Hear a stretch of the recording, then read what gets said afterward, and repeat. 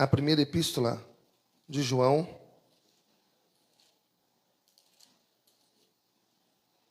capítulo 3. A gente vai ler do versículo 1 ao versículo 6. Vede que grande amor nos tem concedido o Pai, a ponto de sermos chamados filhos de Deus. E de fato somos filhos de Deus. E por essa razão o mundo não nos conhece, porquanto não o conheceu a Ele mesmo. Amados, agora somos filhos de Deus, e ainda não se manifestou o que haveremos de ser.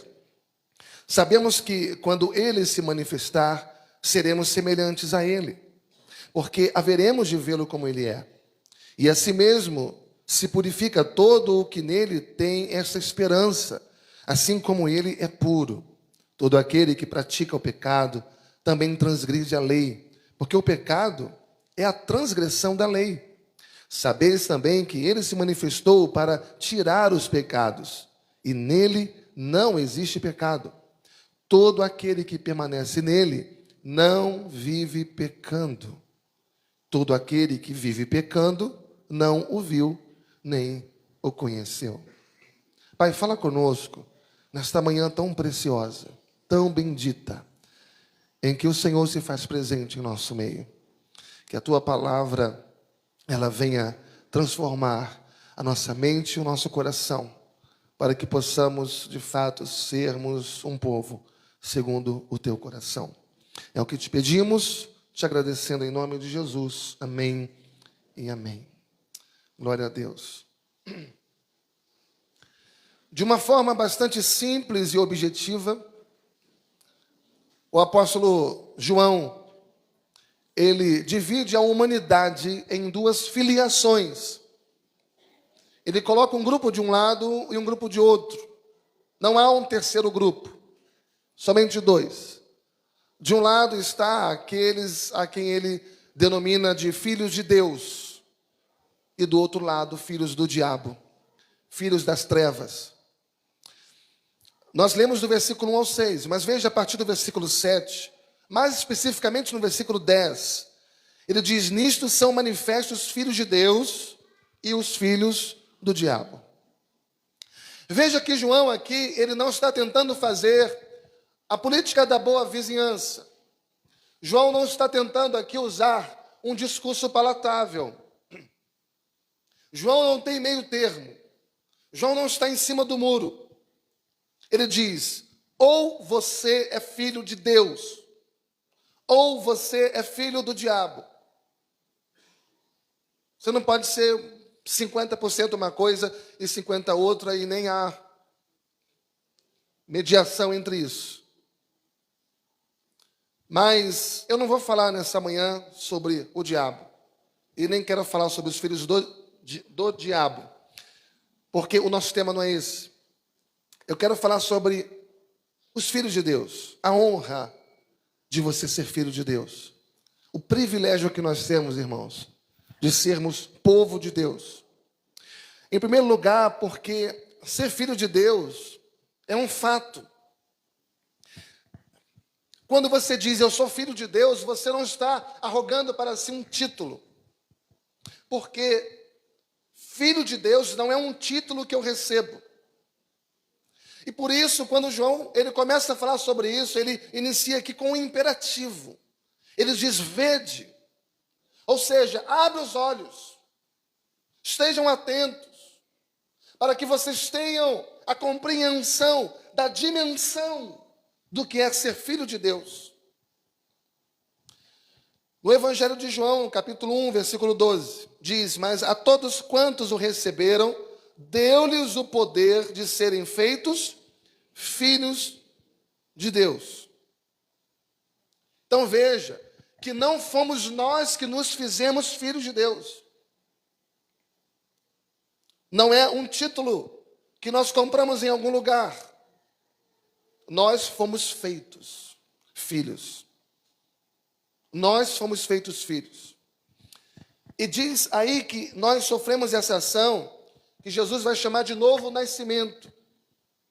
Ele vai dizer: se alguém não nascer de novo, não pode ver o reino de Deus.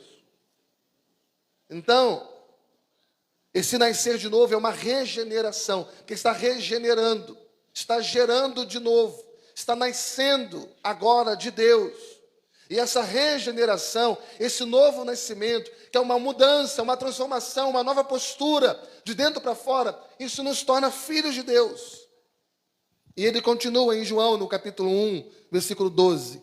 Mas a todos quantos o receberam, deu-lhes o poder de serem feitos filhos de Deus, a saber, aos que creem no seu nome, os quais não nasceram do sangue, nem da vontade da carne, nem da vontade do homem, mas de Deus.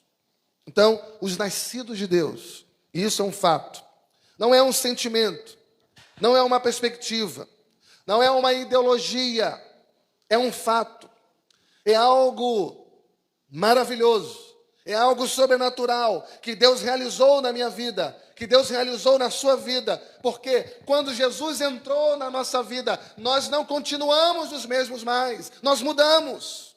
Ele mudou a nossa vida, Ele mudou a nossa postura, Ele mudou os nossos desejos, Ele mudou as nossas inclinações, Ele mudou a nossa natureza, Ele perdoou os nossos pecados.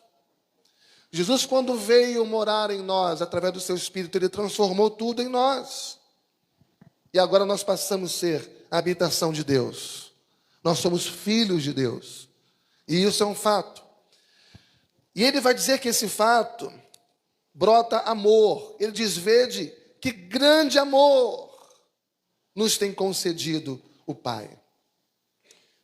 Veja com que grande amor nos tem concedido o Pai. Ou seja, nós não somos filhos indesejáveis. Nós somos filhos planejados. Nós somos filhos amados. No dia em que nós nos tornamos filhos de Deus, houve festa no céu. Porque há festa no céu quando um pecador se arrepende do seu pecado. Um pecador se arrependeu, alguém creu em Jesus e os seus pecados foram perdoados. E ele passou a fazer então parte da família de Deus. E o que é isso, irmãos? Senão um ato de amor e de bondade do nosso Deus. Mas não um pequeno amor. O texto diz um grande amor. E por isso que no versículo 2, nós somos chamados de amados. Amados. E você percebe que, infelizmente, há muita neurose, há muita esquizofrenia nas relações humanas. Pais, filhos, irmãos, irmãs.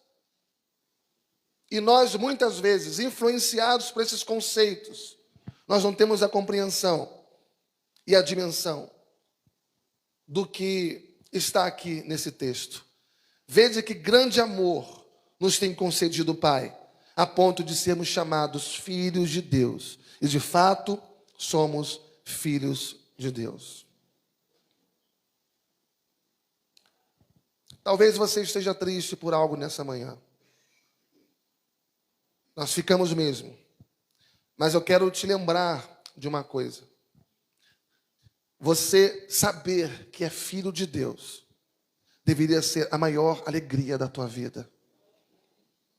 Saber que somos filhos de Deus deveria ser a maior alegria da nossa vida.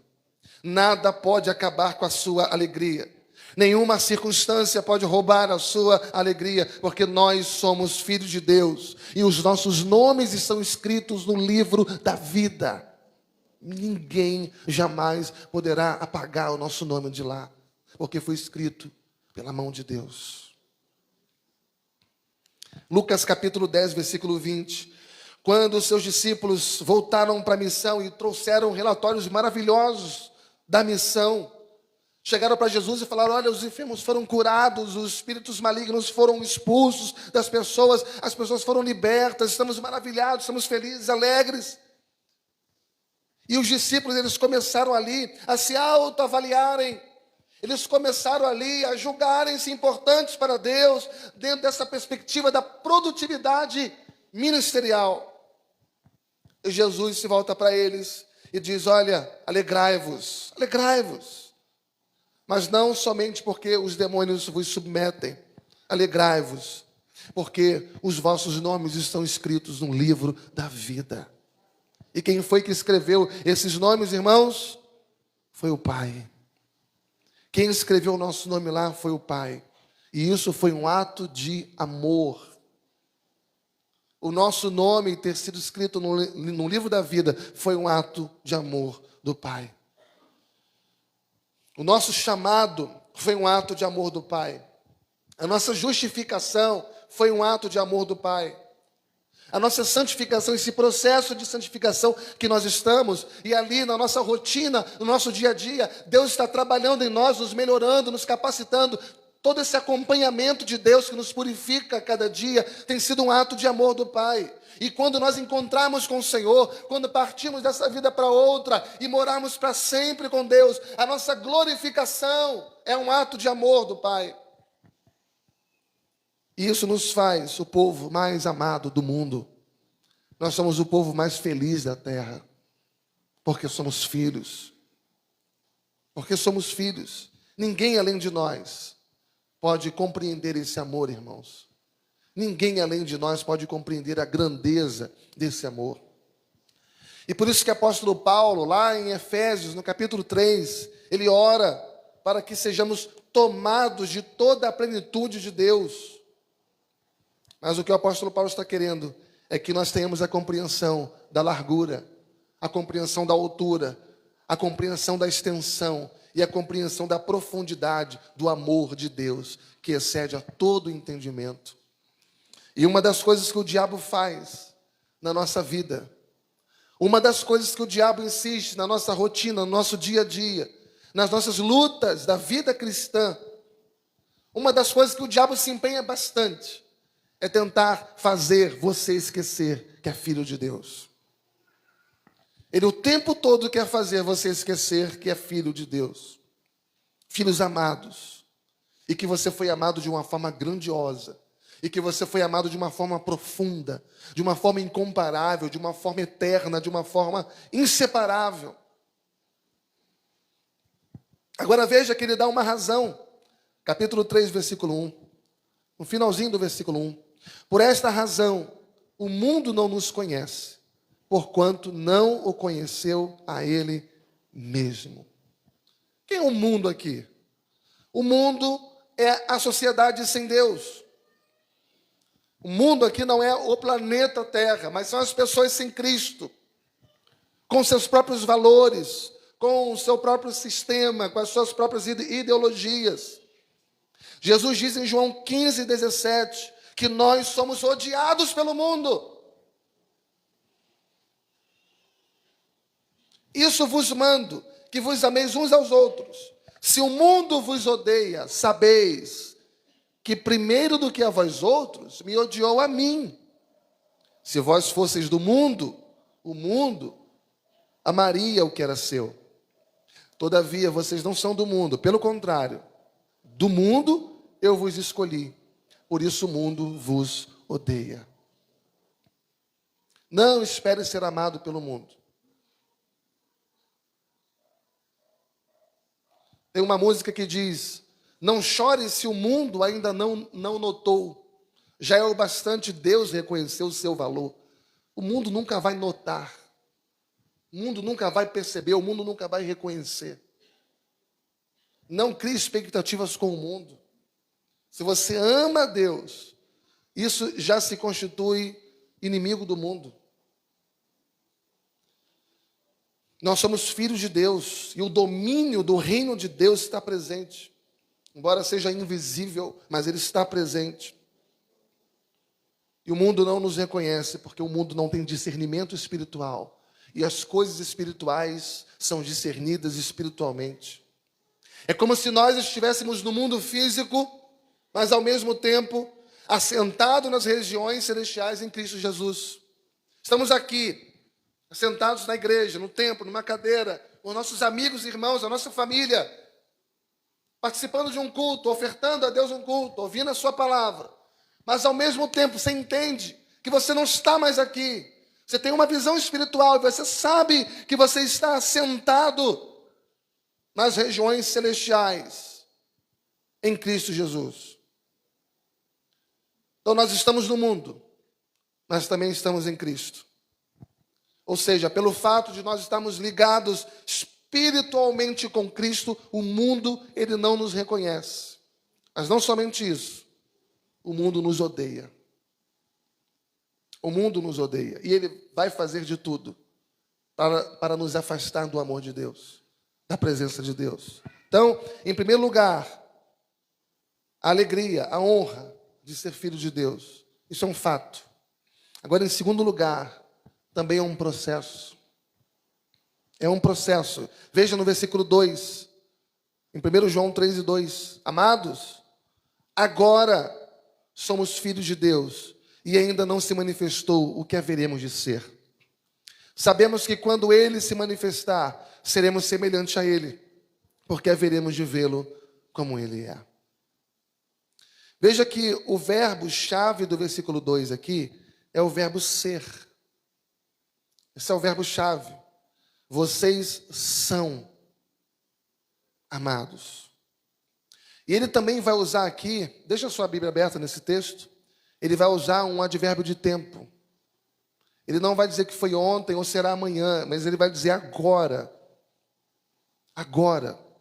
E quando ele diz agora, ele está se referindo aqui a quê? Ao presente. Ao tempo presente. E na lógica aqui é que se agora nós somos filhos de Deus, é porque antes nós não éramos. Se agora nós somos, é porque antes nós não éramos. Antes da sua conversão, você não era filho de Deus. Você era a criatura de Deus. Mas não filho. E por que você não era filho? Porque você não tinha ainda crido em Jesus. Consequentemente, você não tinha sido regenerado, você não tinha nascido de novo, nascido de Deus. Veja em Efésios, no capítulo 2, versículo 11. Portanto, lembrai-vos que outrora, vós, gentios na carne, chamados incircuncisão por aqueles que se intitulam circuncisos na carne, por mãos humanas. Olha, naquele tempo, estáveis sem Cristo, separados da comunidade de Israel, estranhos às alianças da promessa, não tendo esperança e sem Deus no mundo. Ou seja, nós estávamos no mundo, estávamos sem Deus, estávamos sem esperança, estávamos sem promessa, nós não fazíamos parte da família de Deus. Então, quando é que começou a nossa vida? Começou no novo nascimento, quando nascemos de novo. Mas Jesus explicou para Nicodemos em João 3, que uma coisa é nascer da carne e outra coisa é nascer do Espírito. Um dia nós nascemos da carne, nascemos da nossa natureza pecaminosa. Nós não éramos filhos, mas agora nós somos filhos de Deus. E por que agora nós somos filhos de Deus? Porque agora nós cremos em Jesus. Porque agora o Espírito Santo fez essa obra na nossa vida, essa obra de regeneração. O Espírito Santo fez essa obra de justificação, porque Ele nos tornou justos diante de Deus. Estávamos afastados de Deus por causa do nosso pecado, mas o sangue de Cristo Jesus nos reconciliou, nos justificou, pagou o preço por nós e nos tornou aceitos diante de Deus. O Espírito Santo tem feito na nossa vida esse processo de santificação. E agora então nós somos filhos de Deus. Nosso texto base é 1 João capítulo 3.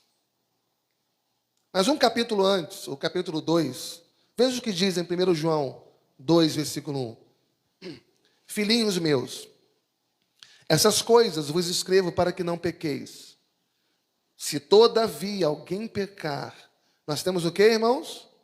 Um advogado junto ao Pai. Quem é ele? Jesus Cristo. Ele é o quê? O justo. Ele é a propiciação pelos nossos pecados.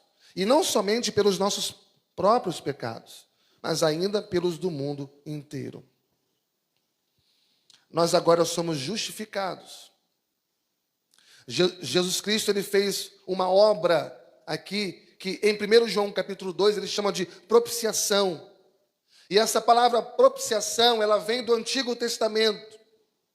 O pecado sendo ali a transgressão da lei de Deus, o pecado ofendendo a santidade de Deus, ele gera aquilo que chamamos de ira justa de Deus. Ou seja, a ira justa de Deus é uma repulsa contra o pecado, contra a injustiça. A Bíblia diz: toda alma que pecar, essa morrerá. Mas aí vem o sumo sacerdote e ele faz o sacrifício. E essa palavra propiciar era quando o cordeiro puro, sem defeito algum, ele era morto, ele era imolado. E aí quando derramava o seu sangue, esse sangue então derramado era passado por cima. E aquilo propiciava a justiça de Deus. Aquilo já estava apontando para o sangue de Cristo Jesus, o Cordeiro de Deus que tira o pecado do mundo. E aquilo propiciava, ou seja, aquilo satisfazia a justiça de Deus. Então veja que aquela era a punição que o transgressor merecia. Ele deveria ser morto, mas ele não recebia. Se pecou, tinha que morrer, todos tinham que morrer, mas para não matar todas as pessoas, era sacrificado esse cordeiro que representava as pessoas. O transgressor merecia a morte, mas ele não recebia a morte. E por que ele não recebia a morte? Porque ela foi propiciada, satisfeita pelo sangue do cordeiro que foi derramado naquele sacrifício. Jesus Cristo, ele é a propiciação pelos nossos pecados, porque ele é o Cordeiro de Deus que morreu no nosso lugar. Louvado seja Deus por isso, irmãos. E porque ele morreu no meu lugar, porque ele morreu no seu lugar, nós podemos ser filhos de Deus, porque ele propiciou a ira de Deus. Ele foi o Cordeiro que tirou o pecado da nossa vida. E pelo sacrifício de Cristo Jesus, nós fomos incluídos na família de Deus. Mas se antes nós não éramos e agora nós somos filhos de Deus, veja no texto de 1 João 3:2. Amados, agora somos filhos de Deus e ainda não se manifestou o que haveremos de ser. Presta atenção, antes nós não éramos, agora nós somos, mas nós ainda seremos. E o que é isso, irmãos? Isso a gente chama de processo. Nós não éramos, hoje nós somos e nós ainda seremos. Isso é um processo. Significa que Deus está trabalhando na nossa vida. Deus está trabalhando na nossa vida. Deus está fazendo a obra. Tenha paciência. Deus está fazendo a obra na vida do nosso irmão, na vida do nosso próximo. Tenha paciência. João ainda coloca 3 coisas interessantes aqui. Veja aí na segunda parte do versículo 2, ele diz que sabemos que quando ele se manifestar, esse verbo aqui, sabemos, também é um verbo-chave para você entender alguma coisa. Sabemos que quando ele se manifestar, e essa palavra manifestar, ela vem do grego parúsia, que está se referindo da segunda vinda de Cristo. É a manifestação da segunda vinda. Então, quando ele diz, sabemos que quando ele se manifestar, ele está dizendo, sabemos que quando ele vir na sua segunda vinda, o dia mais importante da história será o dia da segunda vinda de Cristo. E João, ele coloca essa expressão aqui, sabemos. E é a mesma expressão que Paulo usa. E esse verbo saber é uma convicção, irmãos, que não se fundamenta apenas num conhecimento teórico, mas, sobretudo aqui, numa experiência prática. Quando ele diz sabemos, ele está dizendo, você tem experiência com Deus, você já foi experimentado, você amadureceu, você sabe do que eu estou falando. Não é apenas um conhecimento teórico, de alguém que leu e compreendeu, mas de alguém que vive e participa. Porque João esteve com Jesus no Monte da Transfiguração. João viu o Senhor na sua majestade, na sua glória. João também, quando escreveu o Evangelho de João, no final do século I, Quando ele escreveu o Apocalipse, também, ele viu o Senhor. Então ele sabia, ele tinha convicção plena, não somente diante do ponto de vista teórico, mas do ponto de vista prático, ele sabia que Jesus vai voltar. E por isso João é o único escritor que vai usar aquela expressão lá em Apocalipse 22, versículo 20. Maranata, ora vem, Senhor Jesus. Ele tinha tanta convicção, ele tinha tanta certeza, que aqui ele disse, olha, nós seremos no tempo certo, nós seremos diferentes quando o Senhor voltar. Ou seja, é o tempo dessa transformação. Mas aqui ele diz o quê? Sabemos que quando ele se manifestar, seremos semelhante ao quê? A ele. Você sabe que Romanos, no capítulo 8, diz que o projeto de Deus é nos conformar à imagem de Jesus. Você está sendo formado à imagem de Jesus cada dia que passa. E como que ele faz isso? Cada dia da sua vida. Tudo que você passa, toda a sua história, dia a dia, suas lutas, suas lágrimas, seu choro, suas alegrias, suas vitórias, suas bênçãos, suas derrotas, seus fracassos, tudo que faz parte do seu dia a dia, Deus está lapidando você, está talhando você, Ele está te dando uma nova forma. E à medida que o tempo vai passando e você vai vivendo a sua vida com Deus, Ele vai tirando o nosso orgulho, Ele vai tirando a nossa soberba. Então Ele permite algumas coisas acontecerem difíceis na nossa vida, para nós entendermos que não adianta sermos arrogantes, não adianta sermos duros, insensíveis. Então Ele quebra o nosso ego, Ele quebra o nosso orgulho, Ele quebra a nossa soberba, e Ele vai colocando em nós a humildade de Jesus. Ele está nos conformando à imagem de Jesus. Ou seja, Ele vai nos reprogramando. Ele nos desprograma. É naquela fase da vida que parece que a gente está retrocedendo, que a gente vai minguando, que a gente vai se quebrantando. Deus está desprogramando e depois Ele reprograma. Ele desprograma daquilo que a gente era e reprograma daquilo que a gente será. E quando nós chegarmos lá, nós seremos perfeitos. Ele vai desprogramando, reprogramando, desprogramando, reprogramando. Ele está nos lapidando, Ele está nos moldando. E quando nós chegarmos no céu, nós seremos perfeitos. Não haverá defeito nenhum mais em nós. Nós seremos glorificados. Quando Jesus veio habitar conosco, Ele veio do céu para a terra. Ele teve então que se despir da sua majestade, da sua glória, e Ele teve que se adaptar ao corpo humano. Por causa da encarnação, Ele se adaptou ao corpo humano e Ele veio viver conosco. E a Bíblia fala que então para nós vivemos no céu, porque lá não entra pecado, porque lá não entra soberba, lá não entra orgulho, lá não entra presunção, lá não entra impureza alguma, lá não entra nem tristeza, nem depressão, nem angústia. Jesus se despiu da sua glória, da sua majestade, da sua perfeição total lá, para manifestar em nosso meio, para se encarnar, habitar no corpo humano. E quando nós formos para lá, nós seremos adaptados à maneira de Deus, num corpo glorificado, para vivermos na dimensão dele. Mas isso não acontece instantaneamente. Isso não acontece de domingo para segunda. Isso é um processo. E nesse processo você não pode regredir, você precisa progredir. É cada vez mais, cada vez melhor, cada vez mais maduro, cada vez mais perto do Senhor, cada vez mais intimidade com Ele, cada vez mais santo, cada vez mais puro. Na presença de Deus, o processo não é de degeneração, é de regeneração. Não é de regressão, é de progressão. É sempre melhorando na presença dEle cada vez mais. É um processo. Terceiro lugar, ainda em 1 João 3:2, amados, agora somos filhos de Deus, e ainda não se manifestou o que haveremos de ser.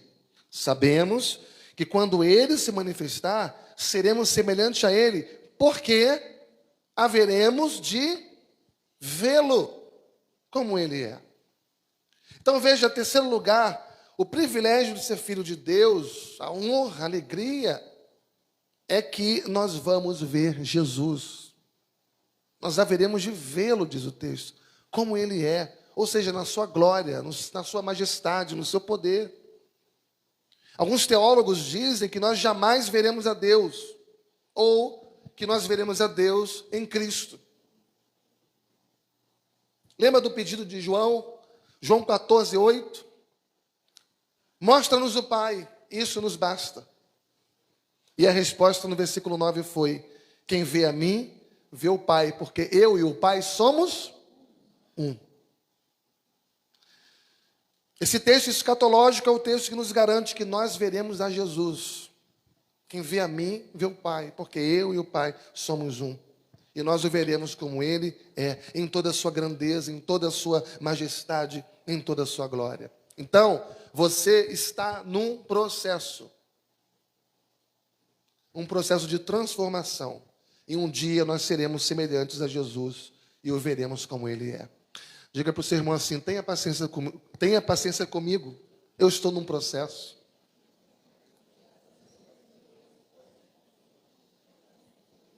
Três aplicações práticas aqui.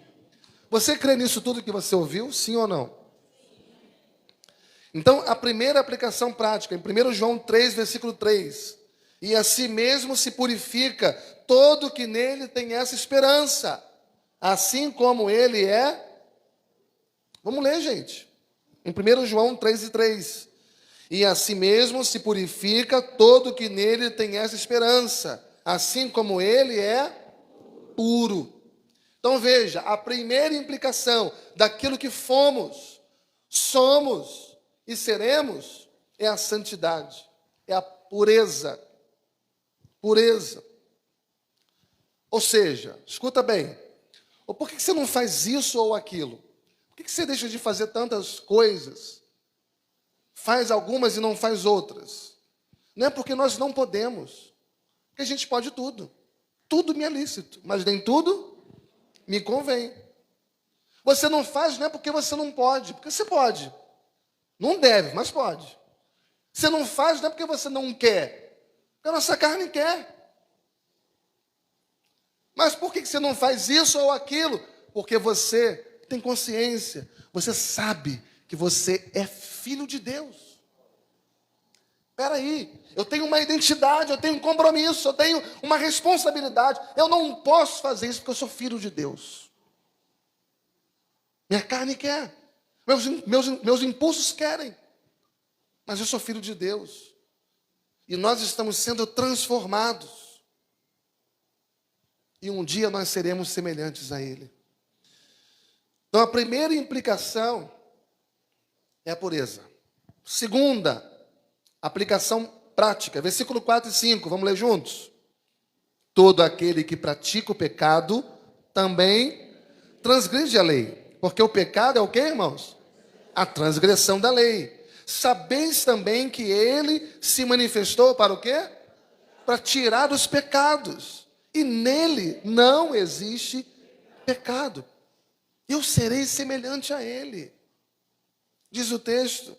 E ele veio a esse mundo para me libertar do pecado. E por que ele veio para me libertar do pecado? Para que eu pudesse ter uma vida de pureza.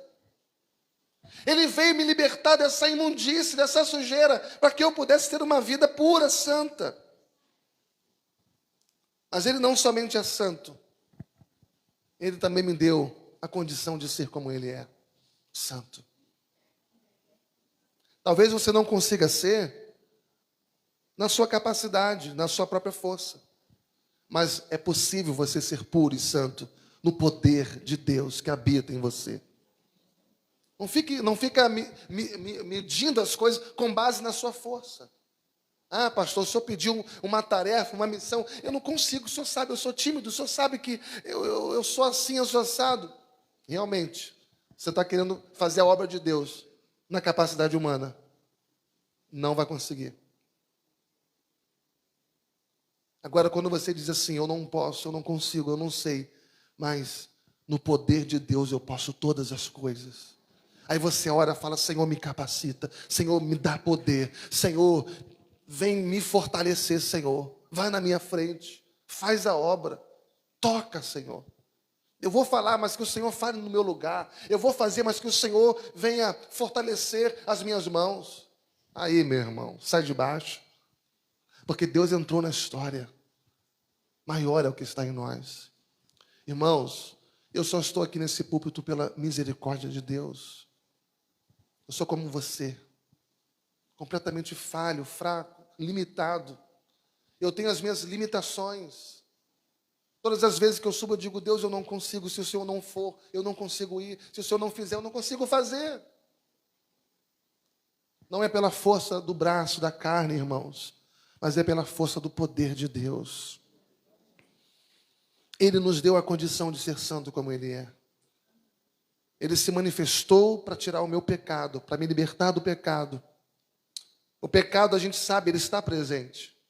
Ele não nos domina mais, porque agora quem domina a nossa vida é o Senhor. Nós não estamos mais debaixo do domínio do pecado.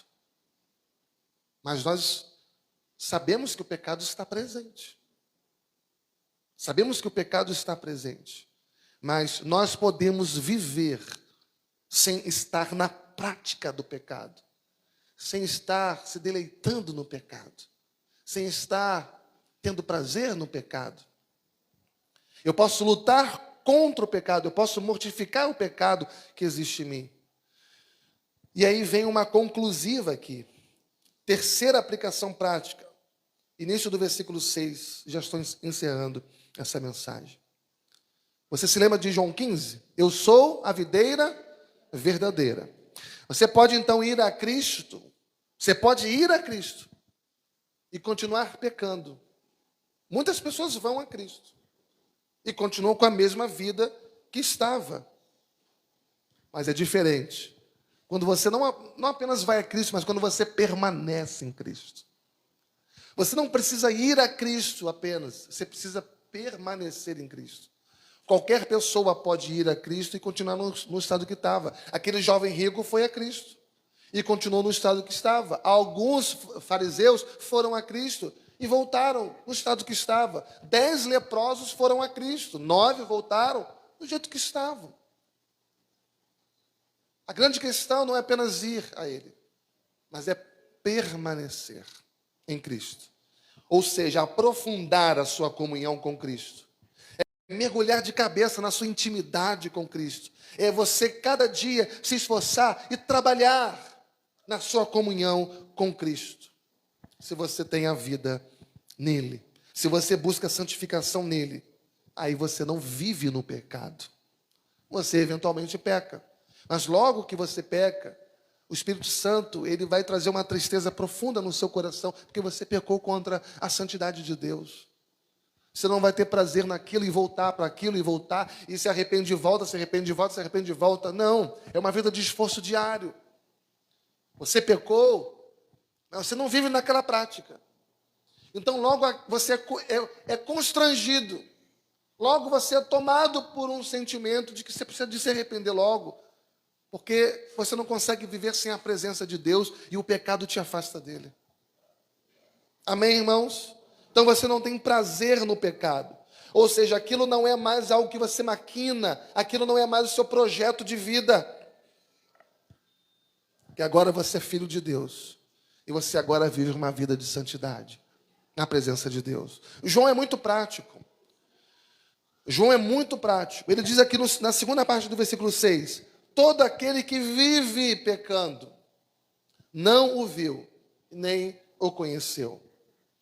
Pelos frutos o conhecereis. Você conhece a árvore pelo fruto que ela dá.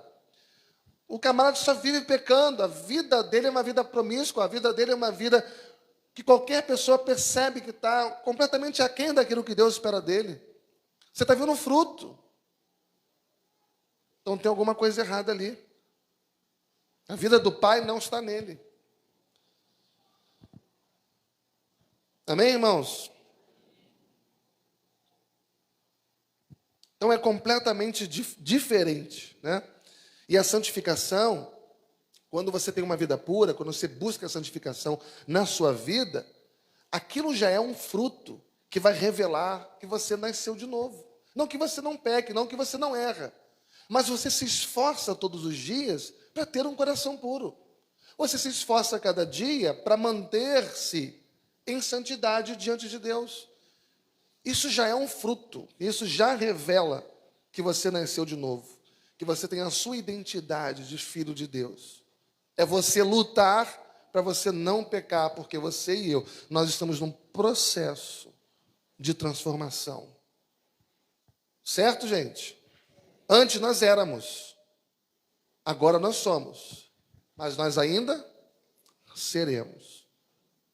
Nós somos filhos em transformação espiritual. E Paulo diz: esquecendo-me das coisas que para trás ficam, prossigo para o alvo, o prêmio da soberana vocação em Cristo Jesus. Então, quero chamar os músicos e as vozes aqui e dizer para você algo. Volta para a tua casa hoje feliz. Volta para a tua casa hoje de cabeça erguida. Eu sei que você tem um problema, eu sei que eles te incomodam, eu sei que talvez eles possam de alguma forma tentar interferir até no teu humor, mas volta para casa feliz por esse privilégio. Você é filho de Deus. Não pela obra que você fez, magnífica, extraordinária. Você agora tem que pisar na calçada da fama. Não. Mas pela obra de Cristo Jesus na cruz do Calvário, por amor a você e por amor a mim. Irmãos, nós poderíamos estar no mundo. Você poderia estar no mundo agora. Entregue ao mundo. Satisfazendo a vontade do mundo. Mas sabe o que foi que houve? A mão de Deus foi lá, no meio de tanta gente, e puxou você. Ele salvou você. Ele falou: se eu deixar ele no mundo, ele vai perecer no inferno. Mas ele te amou tanto, que ele te elegeu como filho dele. Ele comprou você com seu próprio sangue. Ele te salvou. E ele fez de nós filhos de Deus. Pastor, eu tenho tantas lutas, eu tenho tanto problema. Tem problema que Deus pode resolver. Tem problema que é por um tempo, irmãos. Mas tem problema que vai durar a vida inteira. Tem problema que vai fazer parte de uma fase. Há um propósito de Deus em tudo. Mas tem problema que vai fazer parte da nossa vida, como que um espinho na carne. E aquilo ali não pode ser um objeto para fazer com que você se rebele contra Deus, desanime de orar, de buscar, de ler a Bíblia. Pelo contrário, aquilo ali é para santificar cada vez mais você. Aquilo ali é para te colocar cada vez mais aos pés de Jesus. Dizer: Senhor, se não for a tua graça na minha vida, eu não consigo. Olha o meu problema, olha o meu filho, olha a minha mulher, olha o meu marido, olha o meu trabalho, Senhor, olha a minha saúde. Senhor, se não for a tua graça na minha vida, eu vou fazer besteira. Mas eu não vou fazer besteira, porque o Senhor é comigo, porque o Senhor é aquele que me fortalece. Nem sempre Deus tira o problema, mas Ele sempre está conosco. Ele sempre te capacita, Ele sempre te fortalece, Ele sempre mostra para você que Ele jamais te deixará. Você é filho de Deus. Nós não somos do mundo, nós somos de Deus, e louvado seja Deus por isso. Amém, irmãos?